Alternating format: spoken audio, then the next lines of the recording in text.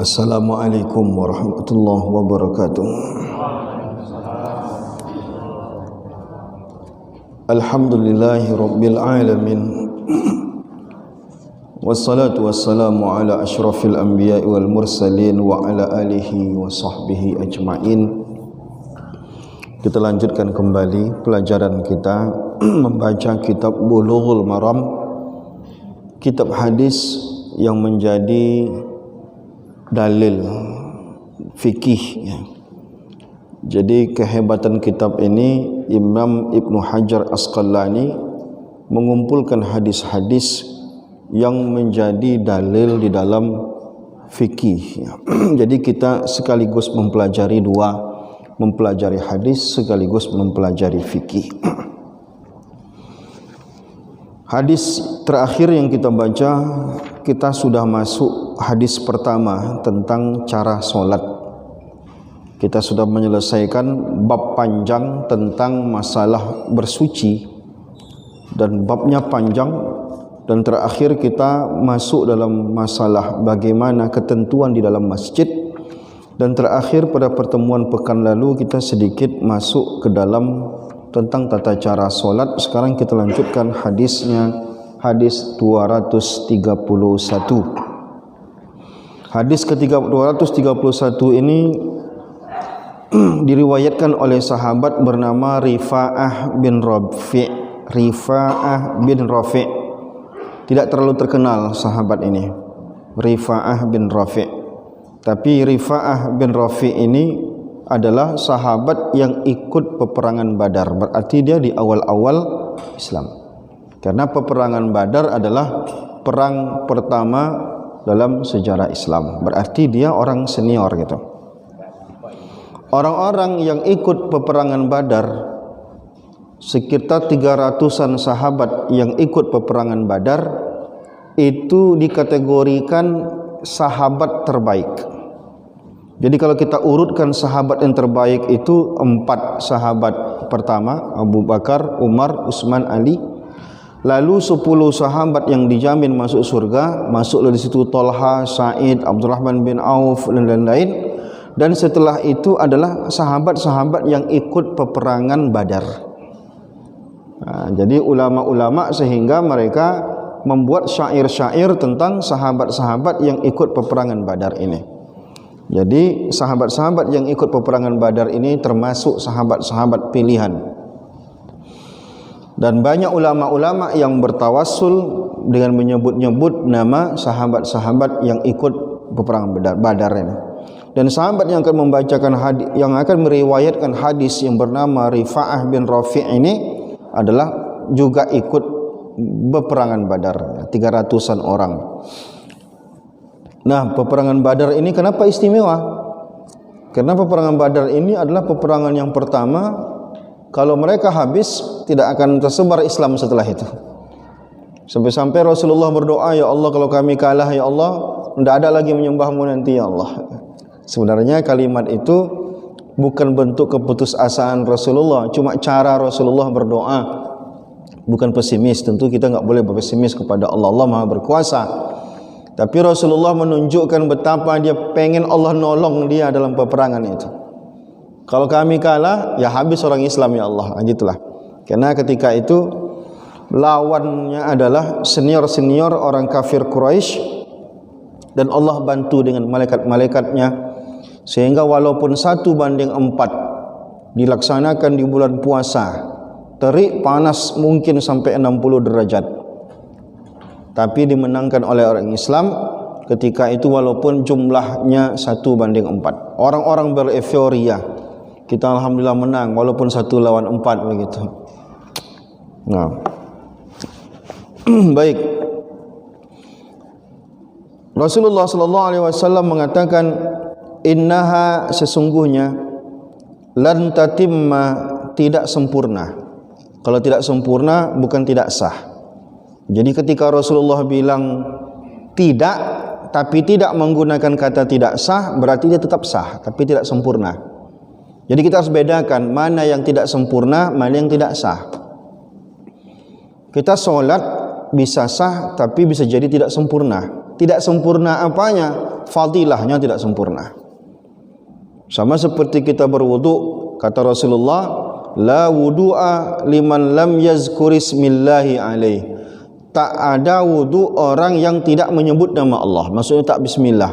Tak ada di situ maksudnya apa? Tak sahkah atau tak sempurna pahalanya? Maksudnya tak sempurna pahala, bukan tidak sah. Kalau bicara sah, yang penting rukun dan syarat terpenuhi. Kalau bicara kesempurnaan, sunnah-sunnahnya terpenuhi, itu beda.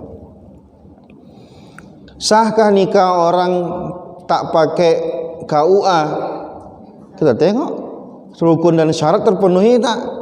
Rukun dan syaratnya apa? Itu perempuan ada mempelai laki-laki dan perempuan tak? Ada.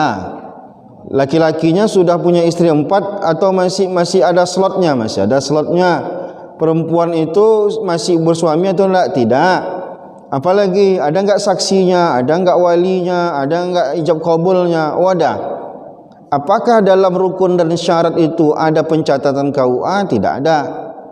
Berarti catatan KUA itu tidak mempengaruhi sah atau tidak sahnya pernikahan. Cuman bisa menjadi tidak afdol. Mengapa? Karena ada dampak tidak baiknya. Apa dampak tidak baiknya? Mereka tak punya buku nikah, nanti kerepotan di tengah masyarakat. Mereka nanti anak lahir tak punya akta kelahiran, susah. Itu aja. Sehingga dia dianggap tidak sempurna, bukan tidak sah, begitu. Baik, tidak sempurna kata Rasulullah, salatu ahadikum, salat kalian. Berarti pahalanya tak sempurna. Kita semua salat, tapi ada yang full pahalanya, ada yang 95%, ada yang 90%, atau bisa jadi cuma ada yang lepas wajib-wajib saja. Berarti dia tidak sempurna. Sama seperti orang berwudu, ada yang dia wudunya cuma yang penting 5 organ tubuh yang wajib dibasuh, dia basuh. Wajah, tangan sampai siku, lalu kemudian ngusap kepala sebagian, lalu kaki. Yang penting rukunnya terbasuhkan. Berarti dia cuma pas-pasan. Tapi ada orang yang lebih sempurna dari itu. Ketika membasuh tangan, dia panjangkan sampai lengannya. Dapat dia kesempurnaan pahala dari sikut sampai lengan. Ketika kaki dia basuh sampai ke betis, bahkan sampai ke lututnya, dia dapatkan kesempurnaan. Bukan sekedar lepas kewajiban, tapi sempurna dia dapatkan. Dia baca bismillah, dia gosok-gosok, basuh itu 3 kali, lalu kemudian dia dahulukan kanan daripada kiri. Yang sempurna, yang sunnah-sunnah itu dilakukan, itu namanya sempurna, gitu. Dan kita pun yang sunnah-sunnah itu tak semua juga kadang kita kerjakan. Berarti ada orang dapat 100, ada yang dapat 90, ada yang dapat 95, ada yang dapat 85, tergantung semuanya kita kerjakan atau tidak. Nah, jadi kata Rasulullah sallallahu alaihi wasallam, salat kalian itu pun tidak sempurna, artinya pahalanya tidak lengkap. Hatta sehingga yusbighal wudu, dimulai dengan isbagh dalam berwudu. Saya sudah pernah jelaskan apa itu isbagh, ya. Isbagh itu artinya semua yang sunnah-sunnah dikerjakan. Itu artinya isbagh. Jadi dalam berwudu itu ada yang wudunya isbagh, ada yang wudunya tidak isbagh. Yang berwudunya isbagh itu yang mana Pak Ustaz? Berkumur-kumur dia, masukkan air ke hidung dia, semua sunnah dia kerjakan, itu namanya isbagh. Yang tak isbagh itu apa? Cuci kaki itu ditendang-tendangnya air, itu yang penting basah, itu namanya tidak isbagh walaupun sah. Nah, sama kayak mandi wajib, niat dia masuk dia ke sumur, sah mandi wajibnya, tapi tidak isbagh namanya, tak sempurna, karena urutan-urutan sunnahnya hendak dia ikutin, itu namanya tidak isbagh. Nah, dalam wudu itu ada isbagh, ada tidak isbagh. Jadi solat orang diawali dengan wudu. Maka ulama pun ketika menjelaskan orang bagaimana untuk mendapatkan kesempurnaan dalam solat, dia harus menyempurnakan wudunya. Maka kekhusyukan orang dalam solat diawali dengan kesempurnaan dia di dalam berwudunya. Gosok gigi kah dia sehingga tidak ada yang mengganggu kekhusyukan di mulutnya? Apakah dia membersihkan badannya sehingga tidak ada rasa bau di badannya? Jadi ibadah solat tidak bisa dipisahkan dengan wudu, walaupun dia dua pekerjaan berbeda.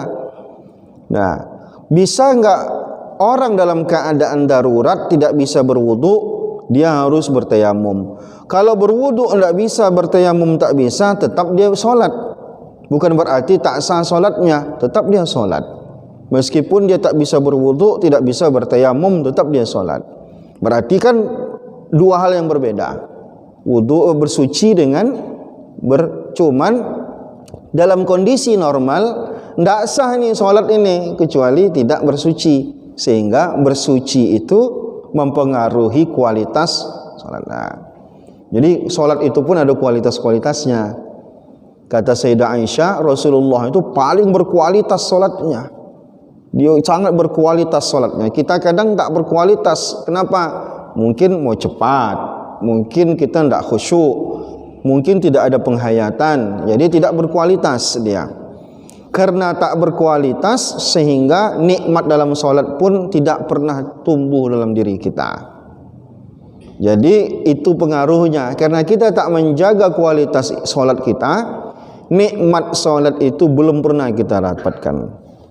Padahal kata ulama sufi mengatakan, ketika kamu bertakbiratul ihram, kamu mestinya mendapatkan nikmat. Orang yang solat itu dia merasakan nikmat yang lebih nikmat daripada berhubungan suami istri. Tapi kita kenapa enggak dapat itu?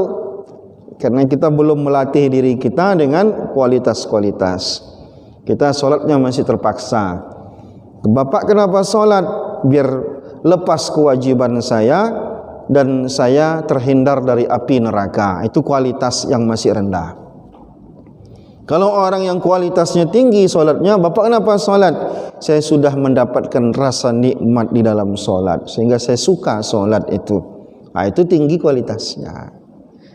Kalau kita masih di level tadi, level kita solat, kenapa ibu solat? Ya, karena ini kewajiban dari Allah. Kalau tak diwajibkan ibu solat enggak? Ya malas saya solat, ngapain saya solat kalau tak wajib? Berarti kan dia masih ada rasa terpaksa dalam solat.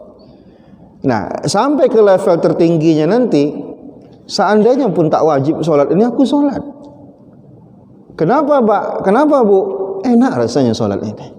Ada mahabbah dalam diri dia ketika dia merasakan mahabbah di saat solat itu. Nah, ini yang kita, ibadah kita belum sampai ada zauk atau rasa nikmat itu, karena butuh pelatihan, butuh kepembiasaan, butuh. Jadi mudah-mudahan semakin kita mengerjakannya pelan-pelan, orang kita bisa sampai kepada nikmat. Kita sedekahnya belum terasa nikmat, makanya mengeluarkan sedekah itu masih ragu-ragu. Tapi kalau kita sudah merasakan nikmat, enak rupanya sedekah ini ya, tenang rasa jiwa ketika sedekah ini. Jadi kita tidak pernah ragu untuk melepaskannya. Nah, orang bayar zakat, kenapa Bapak bayar zakat Bapak? Saya bayar zakat ini karena ada kewajiban di sini. Kalau tidak saya berdosa. Berarti ada paksaan. Memang level kita di situ rata-rata gitu. Tapi maaf. Nah, ada ulama mengatakan begini. Sebenarnya kalau orang masih ada harta zakat malnya, berarti dia masih pelit. Nah, ya. Paham maksudnya Pak ya? Berarti kan minimal harus ada 85 gram emas, uang yang mendam pada diri dia gitu. Seharusnya kalau levelnya sudah sangat tinggi dalam beragama, tidak akan ada uang yang nyimpan dalam diri dia. Nah, tapi kan mungkin ini makomnya terlalu tinggi, kita tidak sampai di situ. Ketika Talha bin Ubaidillah menangis terlalu banyak uang di rumahnya, Abdurrahman bin Auf juga nangis. Dia sampai mendatangi Ummu Salamah. Ummu Salamah itu istri Rasulullah. Kata Ummu Salamah, kamu bagi aja ke orang yang perlu. Sudah saya bagi, tapi masih banyak kata dia. Itu sudah di luar kuasa dia lagi. Karena Abdurrahman bin Auf ini mungkin cuma dia yang dibuat Allah begitu. Semakin banyak uang yang dihabiskannya itu, makin banyak uang datang. Jadi pun dia bingung juga gitu. Dia Abdurrahman bin Auf ini ketika sampai di Madinah, ya, dibilangnya mau dikasih istri nggak mau, dikasih kebun nggak mau. Saya cuma pengen mana jalan ke pasar. Orang kan hijrah dari Mekah ke Madinah itu uangnya nol semua, nggak boleh bawa uang karena ditinggalkan semua harta segala macam. Hari pertama dia pergi ke pasar bawa uang modal nol tapi pulang bawa untung. Cuma mana tuh hebatnya dia berdagang itu. Beberapa hari dia berdagang, dia hari pertama itu mana pasar sana, bawa uang tidak ada, nol, tapi pulang bisa bawa untung dia. Gimana caranya orang jualan bisa gitu? Beberapa hari dia jualan ke pasar itu dengan modal nol tadi, dia bisa beli buat apa namanya, menggunakan hasil jualannya untuk mahar nikah. Cuma berapa hari aja dia. Agak lain yang satu itu, Abdurrahman bin Auf itu. Nah, kembali kepada hadis tadi, melayang-layang penjelasannya. Jadi wudu itu, salat itu sempurna jika kita isbagh. Kama amarahullah, persis isbaghnya mesti sesuai dengan yang Allah ajarkan. Kan semua hadis-hadis tentang sunnah wudu kan banyak sudah kita pelajari. Summa yukabbirallah, setelah itu dia bertakbir, memulai salat dengan takbiratul ihram. Wa yahmaduhu, kemudian dia bertahmid. Kata ulama menafsirkan maksud bertahmid itu adalah di dalam salat itu ada pujian-pujian untuk Allah Subhanahu wa taala seperti surat Al-Fatihah dan lain-lain. Wa yusni alaihi, dan menyanjung-nyanjung Allah Subhanahu wa taala. Fa in kana ma'aka Qur'anun faqra, jika kalian punya ayat Quran di kepala kalian, bacalah. Wa illa fahmadillaha wa kabbirhu wa halilhu. Bagaimana kalau kita tak hafal ayat Quran sama sekali? Apa yang dibaca? Maka kata Rasulullah, berpujilah Allah, bertakbirlah, bertahlillah. Bacalah subhanallah, alhamdulillah, Allahu akbar, la ilaha illallah, Allahu akbar. Itu baca subhanallah, alhamdulillah, wa la ilaha. Ini bagi orang yang sedikit pun tidak ada Quran dalam kepalanya. Bagaimana kalau dia hafal Al-Fatihah? Tentu Fatihah kan rukun. Kalau dia misalkan baru mu'alaf nih, hari ini mu'alaf, begitu dia syahadat, maka otomatis dia muslim. Jika umurnya udah cukup, maka otomatis berarti dia di waktu itu selagi ada jam sholat dia harus sholat. Misalkan ada orang umur 20 tahun mu'alaf, saat dia asyhadu an la ilaha illallah asyhadu anna muhammadar rasulullah, waktu sholat masih ada, maka waktu sholat yang tersisa itu dia wajib sholat. Misalkan dia jam 7 hari ini mu'alaf, isya kan jam 7.33, maka masih ada waktu maghrib. Wajibkah dia sholat? Wajib, karena kecuali dia masih anak-anak. Kalau anak-anak kan belum mukallaf. Kalau dia sudah balik berarti dia wajib. Nah, dia tidak hafal sama sekali. Maka semua gerakan sholat dia membaca subhanallah, alhamdulillah, wa la ilaha illallah, wallahu akbar. Minimal itu. Karena tidak sempat ngajarin Al-Fatihah sama dia kan. Nah, insya nanti mungkin sempat dia menghafal Al-Fatihah. Al-Fatihah itu penting. Kenapa? Al-Fatihah rukun. Bacaan dalam sholat itu tidak banyak yang rukun. Al-Fatihah sama tahiyat akhir nanti ada yang rukun. Selebihnya tidak rukun. Tidak dibaca pun tidak sampai batal sholat. Ruku, bacaan ruku tidak wajib. Bacaan sujud tidak wajib. Nah, ini kan sunnah-sunnah saja. Tapi kan ada yang rukun. Apa yang rukun? Fatihah rukun, nanti tahiyat akhir rukun, selawatnya, dan ya selawatnya di akhir juga tahiyatnya itu rukun. Mungkin yang rukun dulu kita ajarin, karena isya juga kan. Besoknya baru diajarin pelan-pelan. Nah, sementara dia belum dapat tadi apa yang dibacanya, itulah subhanallah, alhamdulillah, wa la ilaha illallah, wallahu akbar. Kalau gerakan kan bisa saja dia diimamin sholatnya gitu. Saya tidak ngerti bagaimana gerakan sholat, ya udah saya imamin kamu ikutin gimana gerakan saya. Saya gerak, kamu bergerak. ya okey gitu. Berarti kan dia enggak perlu pusing mikirkan gerakan, dia bisa lihat orang depan dia gitu. Tapi kalau bacaan kan repot juga gitu. Ya, siapa yang akan jadi imamnya? Ya, siapa saja bisa jadi imam. Yang udah sholat pun kan enggak apa-apa sholat untuk mengimamin orang itu kan boleh. Nah, begitu dia. Ada yang diskusi? Jika tidak ada, kita lanjutkan. Baik, kita lanjutkan lagi. Hadis berikutnya diriwayatkan Abu Humaid As-Sa'idi radhiyallahu taala anhu. Abu Humaid As-Sa'idi ini bukan nama asli. Nama aslinya Abdurrahman. Qala, dia mengatakan, ra'aitun nabiyya sallallahu alaihi wasallam, aku melihat Nabi sallallahu alaihi wasallam iza kabbara, apabila bertakbir. Takbir maksudnya takbiratul ihram, ja'ala yadaihi hazwa min kabaihi, tangannya itu sejajar bahunya. Hadis ini banyak ini. Ini cuma salah satu hadis dalam bab ini.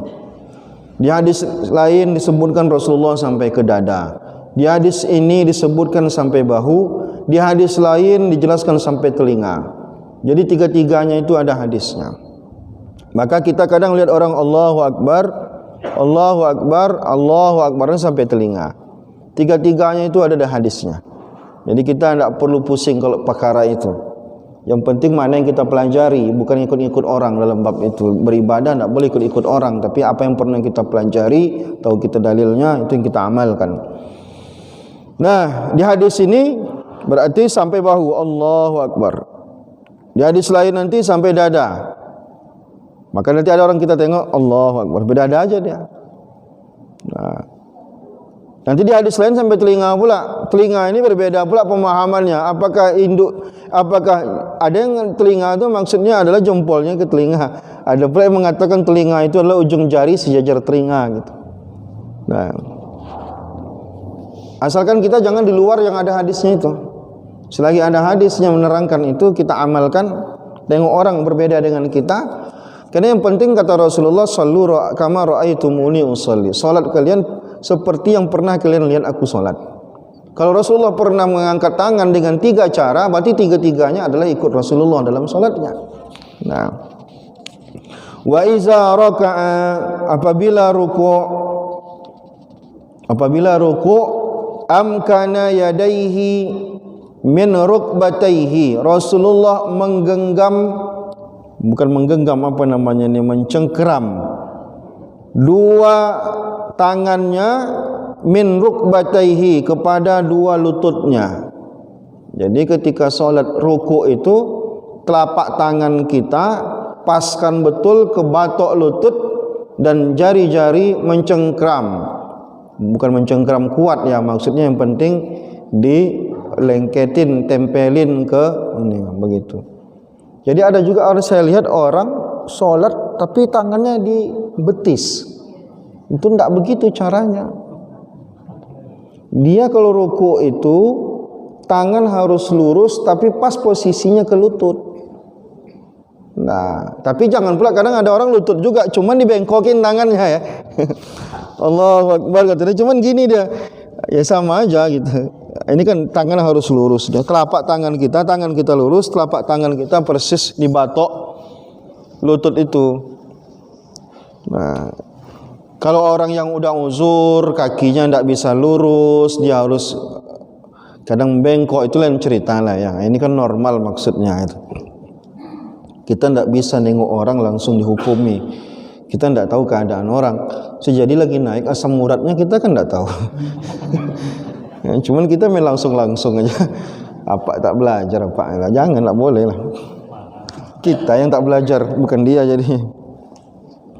Jadi kita kalau nengok orang sholat, jangan langsung dihukumkan. Saya contohkan lah, pernah di masjid saya heboh, nengok orang sholat ba'diyah subuh. Saya bilang, kenapa Bapak heboh betul? Ditegurnya orang tuh. Padahal bisa jadi dia mengqadha.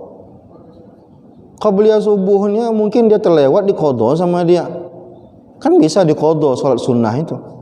Atau dia mungkin masa mudanya tidak sholat subuh dia. di situ dia mengqadanya gitu. Kita kan tidak tahu keadaan orang. Cuman memang seharusnya dia tak menggantinya di masjid supaya jangan jadi fitnah orang. Cuman kalaupun digantinya di situ kan tidak apa-apa. Nah, itu kadang kita terlalu semangat. Nah, kadang kekurangan ilmu kita. Orang sekarang itu kebiasaan. Dia tobat itu. Hari Senin dia tobat. Hari Rabu ikut pengajian. Hari Jumat nyalain orang kerjanya. Itu susah kita kalau kayak gitu. Itu dia maunya berkelahi aja sama kita kalau udah gitu. Nah, itulah. Kita berlapang-lapang dulu, tengok dulu. Namanya kita apa yang dikerjakan orang beda dengan yang kita kerjakan. Belum tentu satu salah, satu benar. Bisa saja dua-dua benar. Kalau kita tak begitu, asalkan beda sama kita, pasti salah orang tuh gitu. Itu akhirnya berkelahi kebanyakan kita di masjid. Nah, sama seperti merapatkan kaki itu. Ulama tak semuanya sepakat kok kaki itu tempel ke kaki lainnya. Masalah jarak antara satu orang dengan satu berikutnya itu juga berbeda-beda ulama. Nah, cuman kita cara pandang kita itu selalu begitu. Kalau lain dari apa yang saya pelajari berarti salah. Kita tak pernah belajar fikih 4 mazhab. Di India itu Pakistan orang fikihnya mazhabnya Hanafi. Tidak Syafi'i. Kita di sini dari dulu orang tua kita ngajarin mazhab Syafi'i. Orang mazhab Hanafi itu kalau sholat subuh udah agak terang hari baru sholatnya. Begitu waktu yang paling afdal menurut mereka. Nah, akhirnya orang-orang kita mau sholat yang mungkin ikut jemaah tabligh, habis itu sampai ke Pakistan bingung juga dia, dia tak nyaman hati dia. Ya, gimana? Begitulah namanya perbedaan. Pergi kita umroh kadang. Orang ibu-ibu ada orang India itu nampak kaki ya. Heboh ibu-ibu kita. Mana sah itu kata dia. Padahal itu menurut mereka kaki itu tidak aurat. Bagi kita aurat, menurut mereka kan tidak aurat itu. Nah, orang kita mikirnya kok asal beda daripada yang saya lihat selama hari ini itu. Nah, itu tidak sah itu dong. Jangan ya. Baik. Kita kurang luas pandang. Jadi genggam lutut ya, kaki tangan lurus, lutut pegang. Cuman kita melihat orang kadang berbeda kita. Summa hasara zahrahu. Ketika ruku itu datar tulang punggung Rasulullah itu. Cara mendatarkannya bagaimana Pak Ustaz? Yang penting tangan kita sudah di lutut itu. Itu aja yang penting.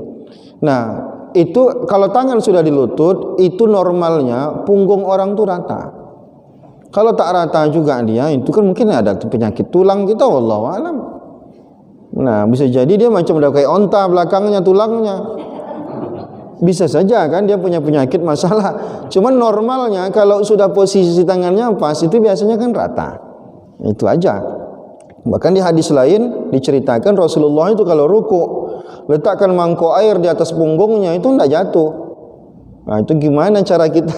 Kan tak mungkin kita tes mulai aja kalau anak-anak kita tes. Sini kau dulu ya, tes dulu dia. Faiza rafa'a ra'sahu, ketika Rasulullah mengangkat kepalanya, maksudnya i'tidal kalau bahasa kita, istawa, itu pun lurus. Itu disebut dengan tama'ninah. Tama'ninah itu seluruh tulang kita sudah kembali pada posisinya. Itu disebut dengan tama'ninah. Sami Allahu liman hamidah. Bukan kita belum sempurna berdiri itu langsung sujud. Mungkin terburu-buru kan. Belum lagi sampai tulang belakang itu lurus langsung sujud. Itu sah, cuman tidak ada tama'ninah. Tapi ada juga ulama mengatakan tama'ninah itu wajib. Nah, hati-hati kita dalam tama'ninah itu. Cuman ada orang salah memahami tama'ninah. Tama'ninah itu sebagian orang memahaminya berhenti sejenak. Anda itu tama'ninah artinya. Tama'ninah itu maksudnya kembalikan posisi tubuh itu pada posisinya. Pada posisinya. Itu disebut dengan tama'ninah. Hatta ya'uda kullu faqarin makanahu. Ketika Rasulullah i'tidal tadi, semua tulang-tulang itu persendian-persendian sudah kembali pada posisinya. Terutama tulang belakangnya tadi itu udah lurus dia. kan enggak lurus betul, tulang belakang bengkok. Cuman artinya sudah tegaklah dia gitu, cumanapun bentuk tulang belakangnya. Faiza sajada, apabila Rasulullah sujud, wada'a yadaihi. Ini masalah tangan ini. Kalau dulu orang-orang kampung agak kasar ini mengajarin orang, jangan macam wowo kau, kata dia. Macam kalau orang Medan bilang jangan cuma anjing kau salat, kata dia. Cuma anjing tu tangan itu, lutut itu apa namanya, malas dia kan. Salat lagi ni nempel. Cuma anjing kau salat, kata orang Medan agak kasar-kasar. Ghaira muftarishin, jangan muftarish. Inilah muftarish tadi itu. Ya, mungkin agak malas dia ya. Kadang santri saya mau juga kayak gitu, pesantren tu ngantuk berat dia udah. Cuman kalau begitu tu mau tidur dia kadang kalau lagi sujud subuh itu. Nah, kadang lama dia bangun, rupanya tidur dia pas sujud itu. Wala qabidiha, jari-jari jangan digenggam. Jari-jari dibuka ketika sujud, tapi dirapatkan. Kalau rukuk tadi direnggangkan jari-jari. Kaki tangan kita di lutut itu direnggangkan jari-jari, jangan dirapatkan. Ketika sujud tetap dibuka, tetapi dirapatin, dirapat gitu. Jangan begini. Lah orang begini dah soalnya enggak. Tapi kalau rukuk dibukakan jari itu. Itu dia. Ada pula orang begini megang lututnya. Jangan. Tapi begini megangnya. Ini perlu saya contohkan sedikit ya. Ada orang rukuk itu, jangan. Ini begini ya, direngkangkan jari itu. Itu caranya. Nah, ini hal-hal sepele, cuman sunnah ini jangan ditinggalkan. Wastaqbala bi atrafi asabihi rijlaihi al-qiblah. Ketika dia sujud tadi, jari-jari kakinya menghadap kiblat. Ditekukkan jari-jari ketika sujud, jangan tegakkan begitu, tapi ditekukkan. Ngerti Pak ya.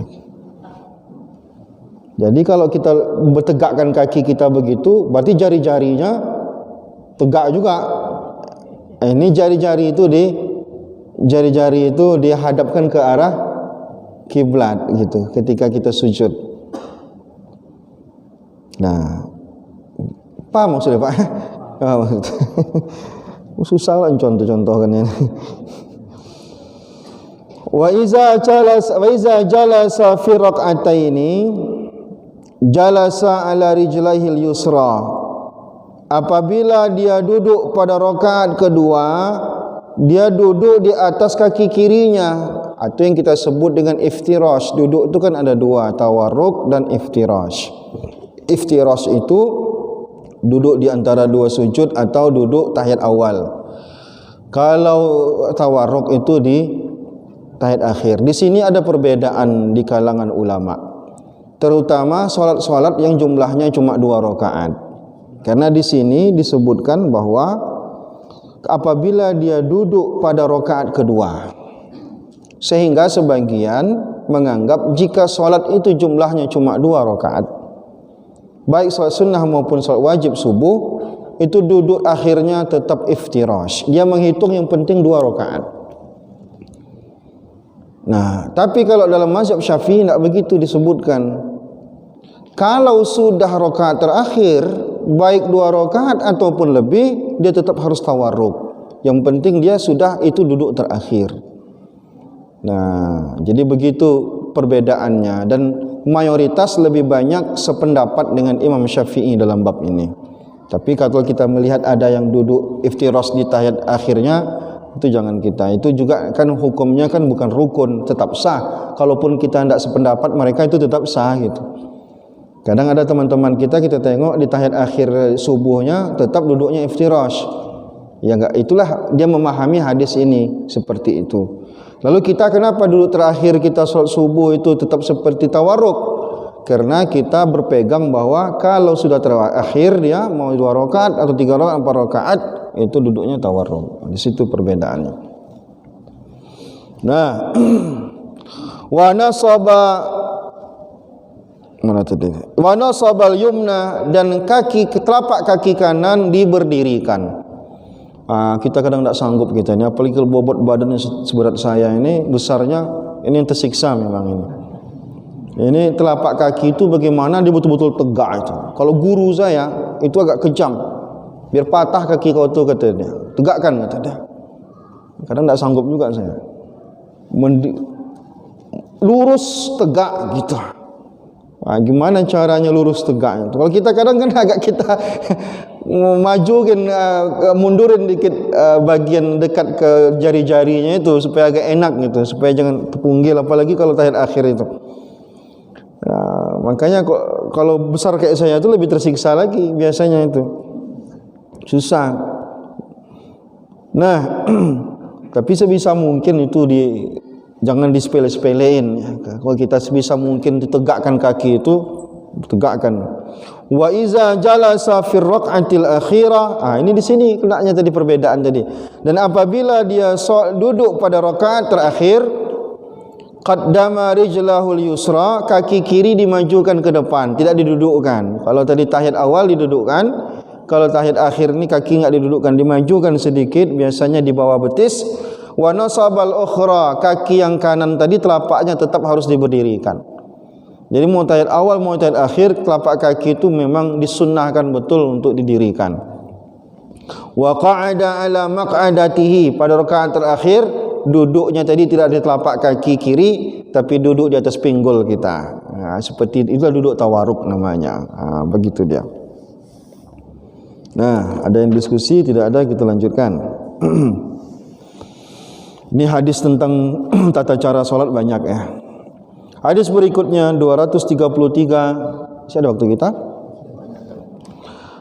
An Ali bin Abi Thalib, diriwayatkan oleh Ali bin Abi Thalib radhiyallahu taala anhu. Ali bin Abi Thalib justru masuk 4 besar. 10 besar otomatis masuk. Ya.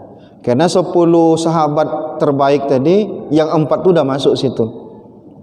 Bakar, Umar, Utsman, Ali, ditambah 6 lagi jadi 10, tapi 4 ni lebih istimewa daripada yang 6 lagi itu. Yang terakhir dari yang 4 ini adalah Sayyidina Ali radhiyallahu taala anhu. Ali ini anak Abu Thalib. Abu Thalib itu yang ngurus membesarkan Rasulullah. Ketika kakeknya meninggal, ibunya meninggal, maka Rasulullah ini ingin balas budi dengan Abu Thalib, karena Abu Thalib ini hidupnya miskin, anaknya banyak, maka dipeliharanya lah Ali. Jadi Ali ini dapat keistimewaan, dia hidup di rumah Rasulullah, karena Rasulullah ingin balas jasa dari pamannya tadi itu, mengurusin dia, dipeliharanya Ali. Tapi tetapkan Ali berkomunikasi dengan ayahnya. Oleh karena itu ketika Islam datang itu, yang pertama kali yang memeluk adalah Sayyidah Khadijah, yang kedua yang Ali bin Abi Thalib. Cuman Ali bin Abi Thalib kan masih anak-anak. Yang dewasanya baru Abu Bakar Siddiq yang laki-laki. Nah, Ali itu galau juga dia, karena ayahnya, dia takut ayahnya tahu. Cuman karena kokoh hati dia percaya dengan Rasulullah, dia cuman biasanya itu dia bilang, saya tidak mau kasih tahu ayah saya, kata. Sampai suatu ketika kepergok Sayyidah Khadijah, Ali dan Rasulullah solat, kepergok oleh Abu Thalib.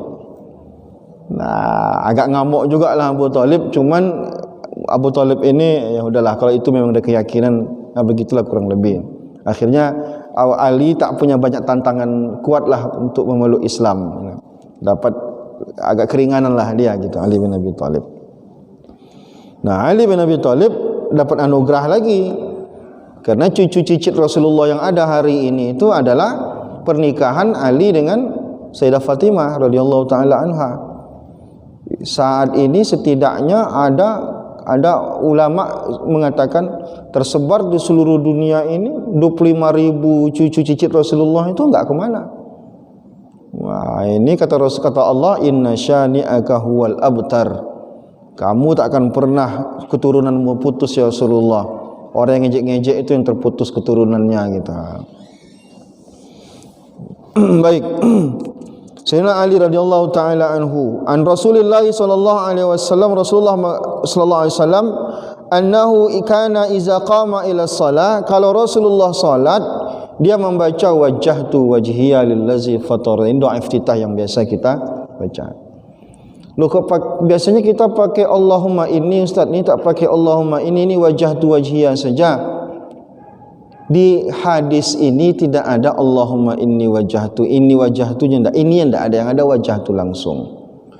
Tapi coba nanti kita buka kitab Sunan Al-Baihaqi, di situ ada kata ininya. Maka dalam mazhab Syafi'i doa ini lebih diamalkan yang menggunakan kata ini wajjahtu wajhiya. Di hadis ini tak ada ininya. Nah, di hadis tentang motong hewan kurban kan sama juga dengan ini bacaannya. Itu ada ininya juga. Tapi di dalam solat pun ada juga yang pakai ini. Hadis tentang ini kan bukan satu ini aja. Kita kalau ada satu masalah, jangan baca satu hadis. Bisa jadi satu masalah ada 50 hadis, baca semuanya. Begitu caranya. Hadis itu bukan Sahih Bukhari, Sahih Muslim saja. Ratusan jumlah kitab hadis ada. Cuman yang 2 itu yang terbesar. Nanti ada lagi kutubus sittah namanya 6 besar. Ada lagi 9 besar. Tapi kan tak itu aja kitab hadis gitu. Nah, jadi sebenarnya kalau kita baca hadis lain, ada lagi Rasulullah pernah membaca Allahumma ba'id baini wa baina khotoyaya. Orang Muhammadiyah lebih suka baca ini, Allahumma ba'id baini wa baina khotoyaya. Anak-anak diajarin yang ini. Kan tak mungkin anak-anak itu diajarin semua. Yang mana yang diajarin itu yang diamalkannya sampai tua. Tapi jangan lupa, dua-duanya ada hadisnya. Dan hadis tentang doa iftitah ini banyak. Ada subhanakallahumma wa bihamdika tabarakasmuka wa ta'ala jadduka wa la ilaha ghairuka. Setidaknya ada lagi a'udzubillahi samil alim minasyaitonir rajim min hamazi wa nafthihi wa nafsihi. Saya pernah membaca hadis tentang doa iftitah ini, setidaknya ada 13 bacaan doa iftitah. Kata ulama, bisa kalian gilir semuanya kalau hafal. Hari nanti baca Allah baiklah. Nanti baca lagi Allah ini wajjahtu wajhiyalah. Dan boleh digabung seperti doa iftitah yang sering kita baca, Allahu akbar kabira walhamdulillahi katsiran subhanallahi bukratan wa asila. Itu satu hadis. Baru kita sambung lagi ini wajjahtu wajhiyallazi. Berarti itu kita gabungkan 2 hadis itu. 2 bacaan kita gabungkan.